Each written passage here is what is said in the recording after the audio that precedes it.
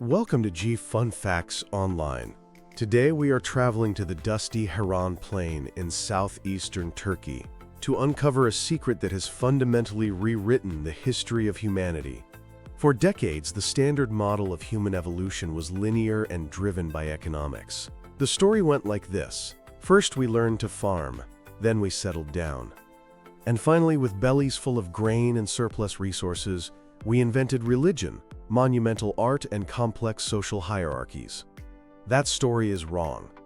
In the rolling limestone hills of Upper Mesopotamia, specifically the Golden Triangle between the Tigris and Euphrates rivers, archaeologists have uncovered a constellation of sites that prove the exact opposite. Here, over 11,000 years ago, bands of hunter-gatherers who had not yet domesticated a single grain of wheat or tamed a single goat came together to build the most sophisticated megalithic temples the world had ever seen. They did not build these monuments because they had settled. They settled because they needed to be near their monuments.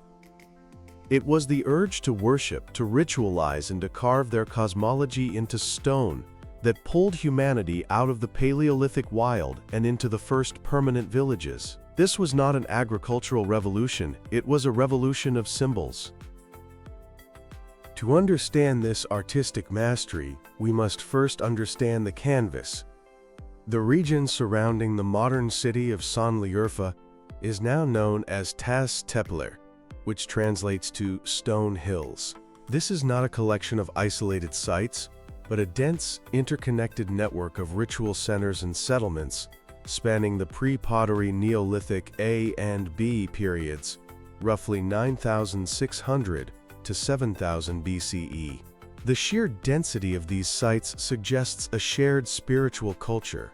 They were likely visible to one another. For instance, a site called Harbetsuvan Tepesi offers a direct line of sight to both the famous Gobekli Tepe and the newly famous Karahan Tepe. This intervisibility implies a sacred geography, where specific hills served as nodes in a vast ritual network, perhaps utilized by different clans or tribes who gathered seasonally to feast, trade, and initiate their youth.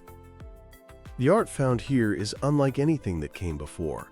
While Paleolithic art, like the cave paintings of Lascaux, was hidden deep in the earth, Neolithic art in Upper Mesopotamia was public, monumental, and architectural. It was designed to be seen to intimidate and to instruct. Let us look first at the epicenter of this phenomenon, Gobekli Tepe, which means potbelly hill. Discovered in 1994 by German archaeologist Klaus Schmidt, the site consists of multiple circular enclosures, each dominated by two massive central T-shaped pillars, surrounded by a ring of smaller pillars embedded in the walls. The defining artistic innovation of this culture is this T-shaped pillar. Ranging from 1.5 to 5.5 meters in height and weighing up to 20 tons, these monoliths are not merely structural supports, they are abstract statues of beings. We know they represent figures because of the low-relief carvings found on their sides. The central pillars of enclosure D, for example, feature arms carved in relief that run down the sides of the pillar, terminating in hands, with long, slender fingers that clasp across the belly or the front of the pillar. Some wear belts with U-shaped buckles and loincloths made of fox pelt. However, these figures have no faces. The crossbar of the T represents the head, but it is featureless. This abstraction is deliberate. We know these people were perfectly capable of carving realistic human faces, as seen in the Urfa man statue found nearby. The choice to render these colossal beings as faceless giants suggests they represent something other than living humans, perhaps ancestors, totemic spirits, or the first conception of gods who exist in a realm beyond individual identity. If the pillars are the gods, the animals carved upon them are their guardians or avatars. The relief carvings at Gobekli Tepe are technically flat reliefs, but their execution is masterful. The stone is not merely scratched.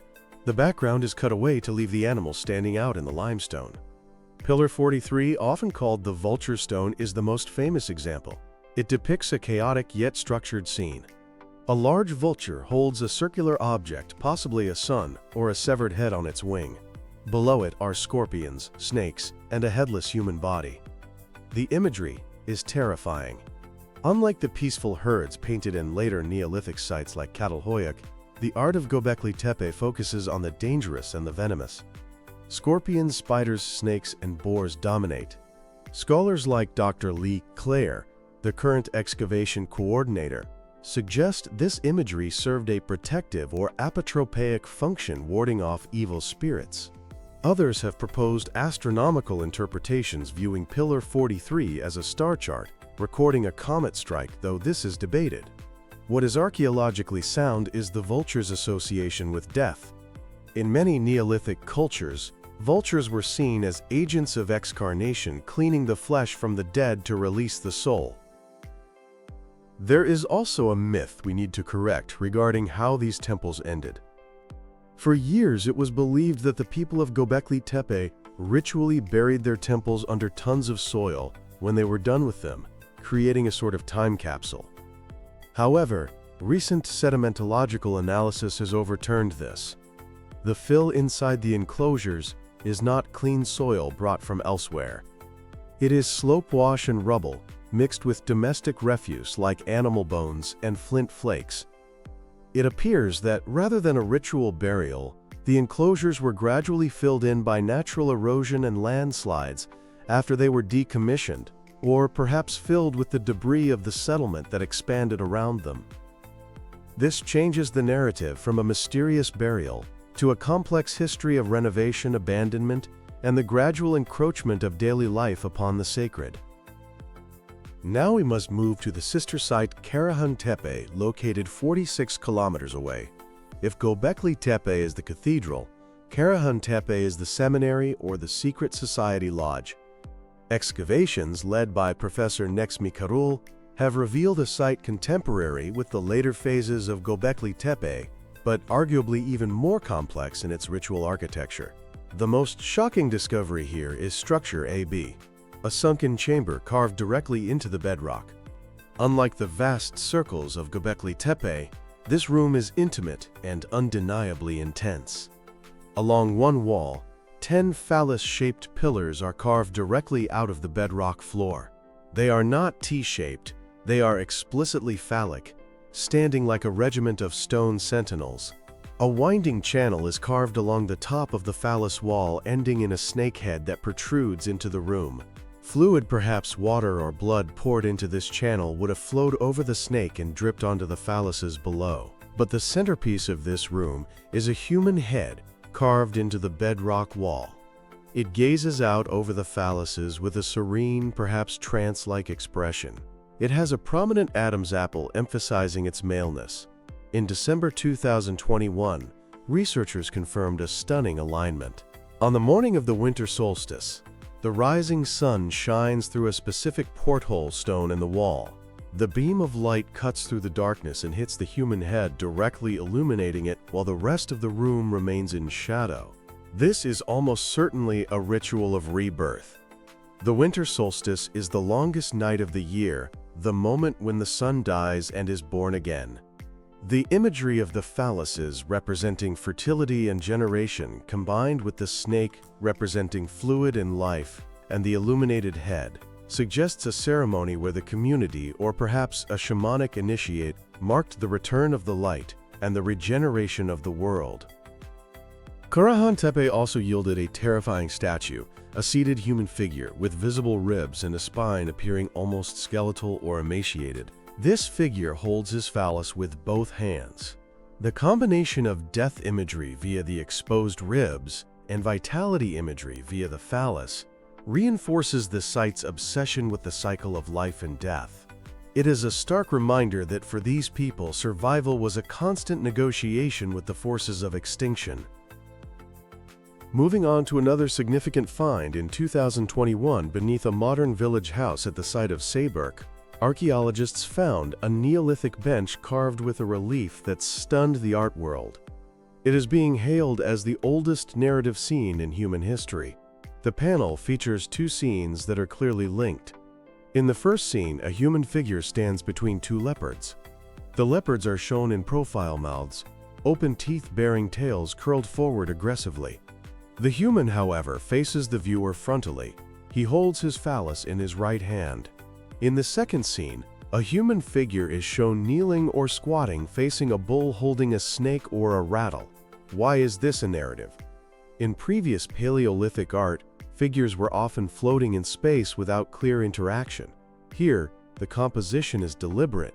The man is between the leopards. The kneeling figure is interacting with the bull. The frontal gaze of the leopard tamer is significant. He is not looking at the animals, he is looking at us, the viewers. By holding his phallus, he is asserting dominance and virility. He is saying, "I am the one who stands amidst the danger." This is likely a depiction of a mythological hero, or a specific ancestor, a Neolithic Gilgamesh, whose story was told to initiates sitting on that very bench. Before Gobekli Tepe became famous, there was Neolithic. Excavated in the 1980s and early 90s, this site was tragically flooded by the waters of the Ataturk Dam in 1992. However, before it drowned, it provided the Rosetta Stone for understanding pre-pottery Neolithic architecture. Neolithic marked the transition from round organic shapes to rectangular geometry. This shift is profound, marking a move toward the ordered grid-like architecture of the later period. The cult building at Neolithic featured a terrazzo floor made of burnt lime, polished until it shone like marble, and 13 standing pillars. It also produced sculpture that was more three-dimensional than Gobekli Tepe's reliefs, including the earliest known totem pole arrangement, a limestone pillar carved with a vertical stack of figures, a bird standing on a human head, which in turn rests on another bird. This suggests a hierarchy of spirits. There was also a statue of a creature with a bird's body and a human mask, suggesting shamanic transformation, or the idea that ritual specialists could don the skin of a vulture to travel between worlds. The Tas Tepeler project has expanded excavation to over 12 sites, filling in the gaps of this social network. At Tepe, excavators found beads depicting human heads and smaller T-pillars suggesting a smaller satellite site for a specific clan. At Tepe, a site older than Gobekli Tepe's main enclosures, the pillars are simpler, often lacking the T-shape, and at the base of walls, archaeologists found burned skulls of bulls and gazelles, arranged like masks, hinting that the pillar cult evolved from an earlier tradition of displaying animal parts directly. At Harbutsuvan Tepesi, located high on a ridge, we find a surveillance point containing a seated male statue, similar to those at Karahan Tepe, reinforcing the uniform iconography across the region. So what does all of this mean? While we cannot read their lost language, the symbols speak of a consistent worldview. First, there is the skull cult and ancestor veneration. Throughout this period, people practiced secondary burial. They would bury the dead, wait for the flesh to rot, and then dig up the skull. Marks on bones at Gobekli Tepe show that bodies were sometimes defleshed with flint tools. Skulls were carved with grooves, perhaps to hang them from the ceiling. The T-pillars likely represent these ancestors not as specific individuals, but as the collective spirit of the tribe. Second, the art of Tas Tepeler is overwhelmingly male. The pillars wear loincloths, the statues hold phalluses, and the animals are male bulls and boars. Explicit female imagery is rare. This may reflect a men's cult or secret society where the enclosures served as clubhouses for male initiation rites, where boys were traumatized by terrifying images of scorpions and vultures to become men. Finally, archaeologists view this period as a cognitive revolution. Archaeologist Ian Hodder describes it as an era of entanglement, where people became entangled with material things like mud bricks and heavy statues. Trevor Watkins suggests the invention of the T-pillar was a way to store information externally. Instead of keeping the image of the god in your mind, you carved it into stone, allowing for more complex societies as the rules of the society were permanently visible in the architecture. Around 8000 BCE, the great enclosures of Gobekli Tepe were abandoned. The people did not disappear, they just changed. They moved into rectangular houses, domesticated wheat, sheep, and pigs, and the intensity of the cult of the wild faded. But the legacy of Tas Tepeler remains. These people proved that the human drive for meaning, for ritual, and for art is not a luxury of civilization. It is the engine of civilization.